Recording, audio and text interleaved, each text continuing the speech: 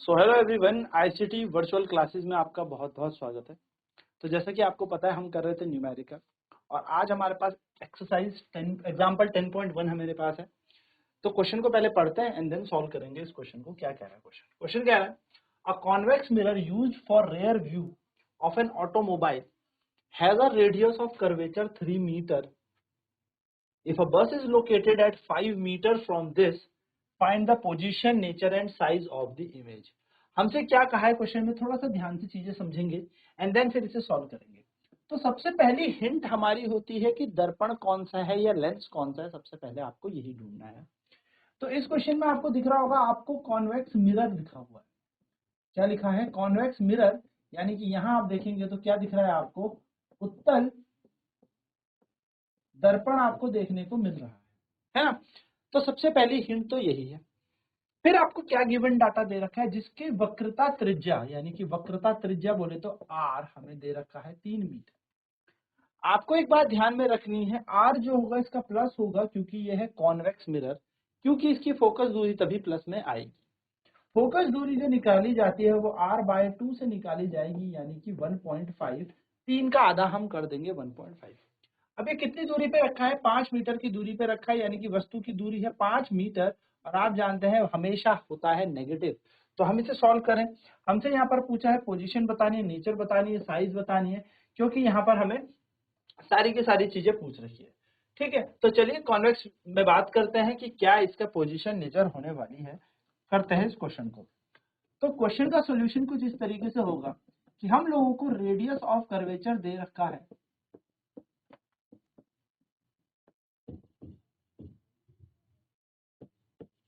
हम लोगों को रेडियस ऑफ कर्वेचर यानी कि वक्रता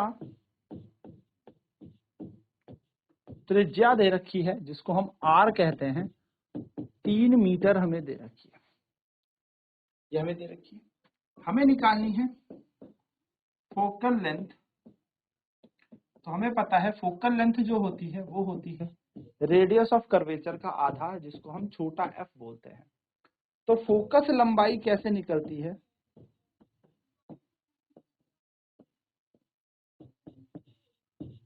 वो निकलती है r/2, यानी कि 3/2 करके, यानी कि वो आ जाएगी 1.5 मीटर। हमारे पास रेडियस ऑफ कर्वेचर आ गया। ठीक, नेक्स्ट अगर मैं यहाँ पर बात करूं कि हमारे पास और क्या दे रखा है, तो हमें u दे रखा है, यानी कि ऑब्जेक्ट डिस्टेंस दे रखा है।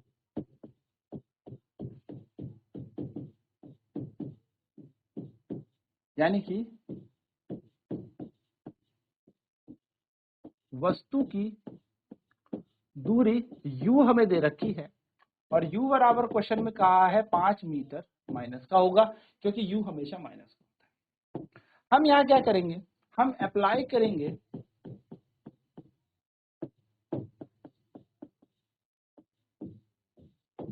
मिरर फॉर्मूले को,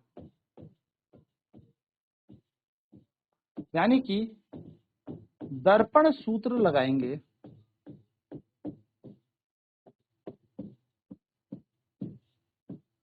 हम दर्पण सूत्र के अनुसार यहाँ देखेंगे तो हमारे पास दर्पण सूत्र जो होता है वो होता है 1/f बराबर 1/v प्लस में 1/u।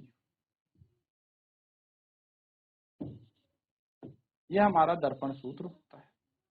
चलिए फटाफट से इसे नोट करें एंड देन फिर हम इस क्वेश्चन को सॉल्व करते हैं।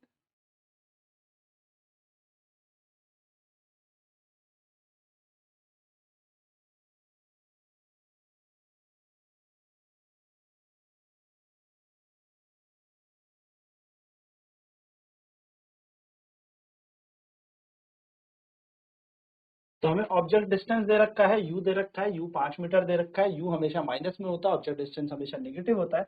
हम दर्पण सूत्र लगाएंगे, मिरर फॉर्मूला लगाएंगे और उसके अनुसार 1/f बराबर 1/v प्लस 1/u।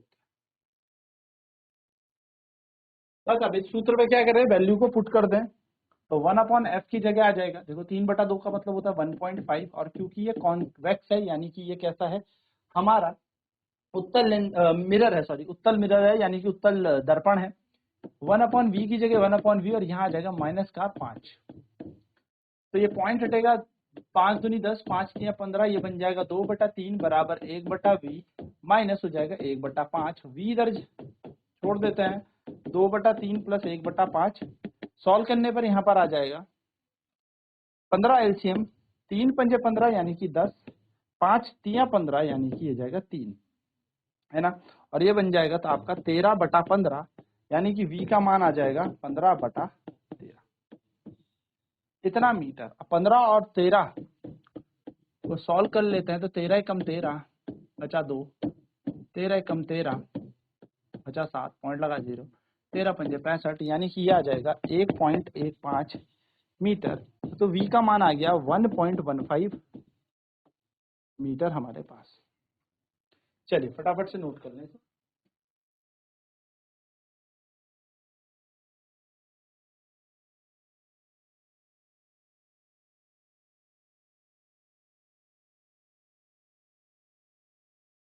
तो v हमारा प्लस 1.15 तो ये आ गया हमारा, ठीक है। v हमने निकाल दिया कितना 1.15। ना यहाँ पर इतना समझ में आता है, इमेज जो है प्लस में आ रही है यानी कि v जो है प्लस में आ रही है, तो कहाँ बन रही होगी, इस दर्पण के बेसिकली कहाँ बन रही होगी,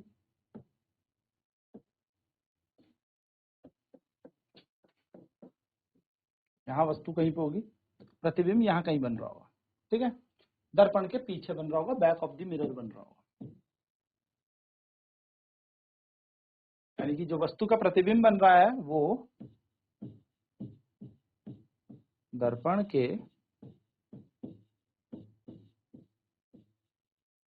पीछे बन रहा है, ठीक। नेक्स्ट यहाँ पर मैग्निफिकेशन की बात करें, अगर हम यहाँ से आवर्धन देखें तो आवर्धन से ही हमें यहाँ पर पोजीशन भी बतानी थी, पोजीशन हमने बता दी। आवर्धन का सूत्र होता है v अपॉन में u, वो भी माइनस का। तो m बराबर हमारे पास v कितना था, हमने v निकाला 1.15 माइनस फॉर्मूले का 1.15 हमारा किसका, v का मान, और u का मान हमें दे रखा है 5। हम इसे सॉल्व करें और ये भी वैसे माइनस में दे रखा है, तो माइनस से माइनस कट जाएगा और m का मान आ जाएगा 1.15/5। तो 5 दूनी 10, क्योंकि हम 2 डिजिट लेके सीधे ले रहे हैं तो 0.2, 5 दूनी 10 और 5 तिया 15, तो m का मान आ जाएगा प्लस का 0.23। नोट करें इसे भी। तो अगर m पॉजिटिव आता है, लास्ट की क्लास में हमने देखा अगर m का मान धनात्मक आता है यानी कि पॉजिटिव आता है, m अगर पॉजिटिव आता है, if the value of m comes out to be positive, यदि m का मान धनात्मक आ जाए, प्लस आ जाए, इसका मतलब होता है आभासी और सीधा प्रतिबिंब, वर्चुअल एंड इरेक्ट इमेज।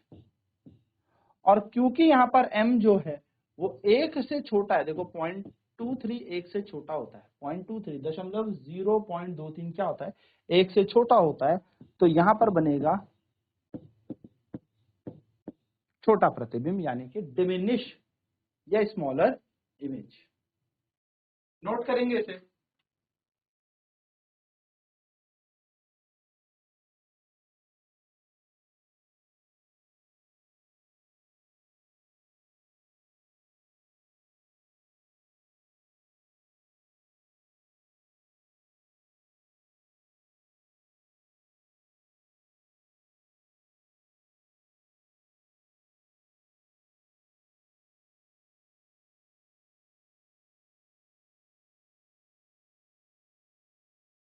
चलिए अगले क्वेश्चन की तरफ बढ़ते हैं। अगला क्वेश्चन कह रहे हैं ऑब्जेक्ट 4 सेंटीमीटर इन साइज, एक वस्तु है जो 4 सेंटीमीटर ऊंचाई की है, यानी कि हमें हाइट ऑफ ऑब्जेक्ट दे दिया है 4 सेंटीमीटर, यानी कि वस्तु की ऊंचाई हमें दे दी है, ठीक है।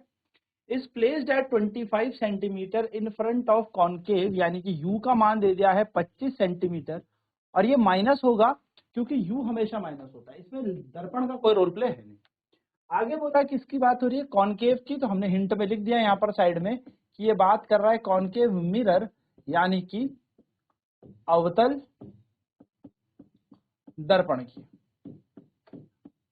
आगे इसने बोला उसकी फोकल लेंथ कितनी है, तो फोकल लेंथ उसकी दे रखी है 15 सेंटीमीटर। अब क्योंकि ये अवतल है, क्योंकि ये कॉनकेव है, तो minus, What distance from the mirror should the screen be placed in order to obtain a sharp image? यानी कि कितनी दूरी पर स्क्रीन को रखूं जिससे उसकी प्रतिबिंब बने, यानी कि V निकाल। चलिए ट्राई करेंगे, तो सॉल्व करेंगे, गिवन डाटा लिखेंगे, क्वेश्चन लिखेंगे, सॉल्व करेंगे, एंड देन मैं आपको बताता हूं इसको कैसे सॉल्व करना है। क्या सूत्र होता है हमारे पास? तो हमारे पास मिरर फॉर्मूला है, हमारे पास मिरर फॉर्मूला है, हमारे पास यहाँ पर दर्पण का सूत्र है,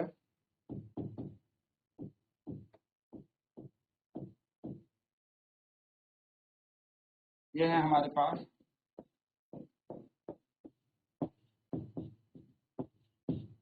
गिवन वैल्यू, यहां लगाएं, आंसर निकालें।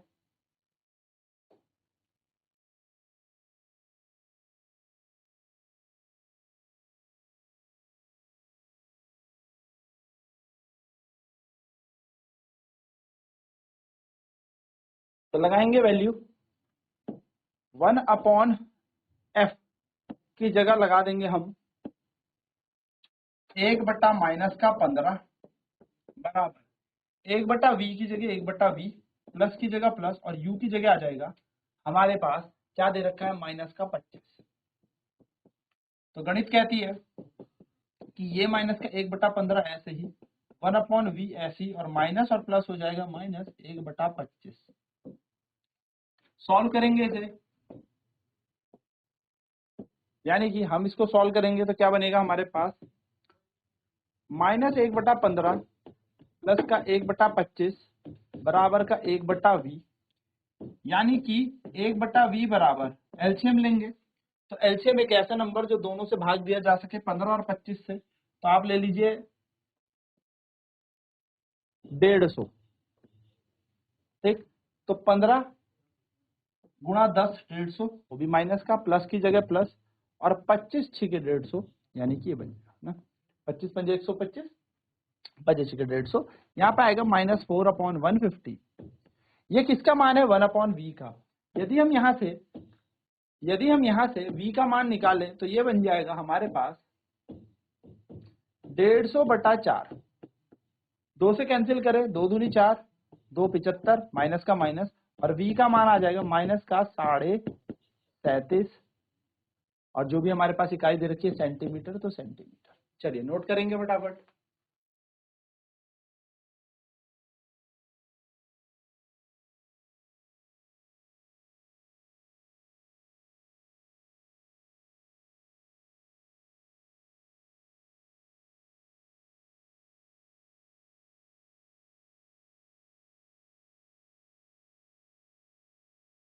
तो इसे सॉल्व करने पर v हमारा आ गया -37.5 सेंटीमीटर। हमें सारी चीजें सेंटीमीटर में दे रखी थी, तो हमने सारी चीजें सेंटीमीटर पर रखी और हमारा आंसर आ गया। फटाफट से इसे देखें।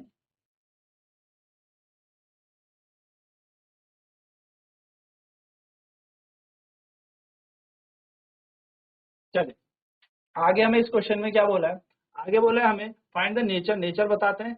अब नेचर क्या है, बेसिकली देखिए यहाँ पे नेगेटिव साइन दिया है, तो माइनस का मतलब क्या होता है, तो माइनस का मतलब होता है हमारे पास रियल और इन्वर्टेड इमेज हमारे पास बन गई, यानी कि फ्रंट ऑफ द मिरर ये इमेज बनेगी।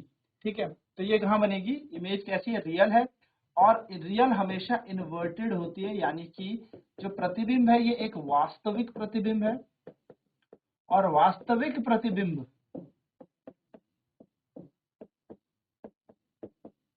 हमेशा कैसे होते हैं, आप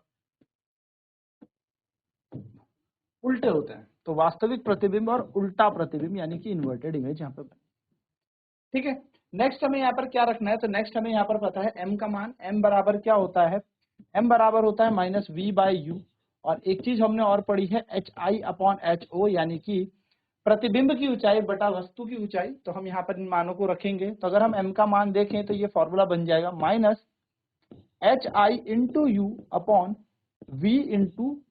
-hi/u/v/ho। बस यही यहाँ पर किया है।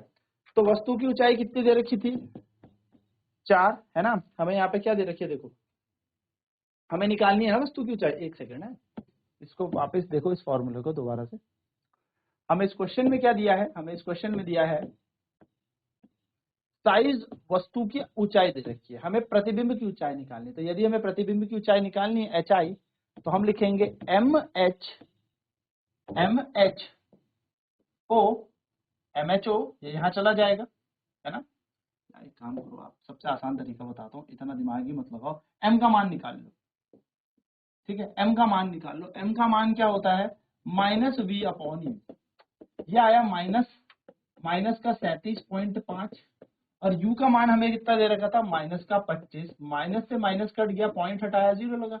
25 से काट लेते हैं, 25 10, 25 ही कम 25 बचा 2, 25 पंजे 125, यानी कि m का मान आ गया माइनस का 1.5। और जब m हमारा आ गया तो अब हमें क्या करना है, m बराबर H I upon H O को रख देना, यानी कि माइनस का 1.5 बराबर हो जाएगा एच आई जो हमें निकालना है, और एच ओ हमें 4 दे रखा, तो 4 गुना डेट करेंगे तो एच आई का मान आ जाएगा माइनस का 6 सेंटीमीटर।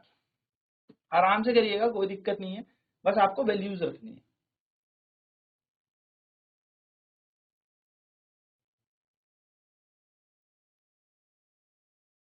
नेक्स्ट क्वेश्चन देखिए हमें क्या दे रखा है, find the focal length of the convex mirror whose radius of curvature is 32 centimetre, यानी कि 32 सेंटीमीटर रेडियस ऑफ कर्वेचर हमें दे रखा है। हमसे पूछिए फोकल लेंथ बताएं, तो कितनी फोकल लेंथ होगी। तो सबसे पहले याद रखेंगे ये कॉन्वेक्स है, यानी कि उत्तल दर्पण हमें दे रखा है, और उत्तल दर्पण के लिए हमारे पास एफ होगा r/2, वो भी प्लस में, तो जाएगा 16 सेंटीमीटर, वो भी प्लस का, बस खत्म। तो 16 आ जाएगा, क्योंकि r कितना दे रखा है 32, 32/2 करेंगे तो 16 आ जाएगा।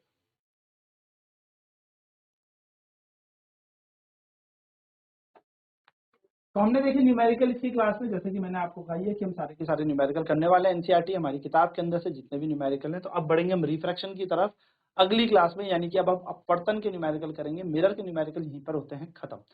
तो आज की क्लास में इतना ही, मिलते हैं आपसे अगली क्लास में, जिसमें हम पढ़ने वाले हैं अपवर्तन, रिफ्रैक्शन और उसके प्रश्न, यानी कि उसके न्यूमेरिकल्स।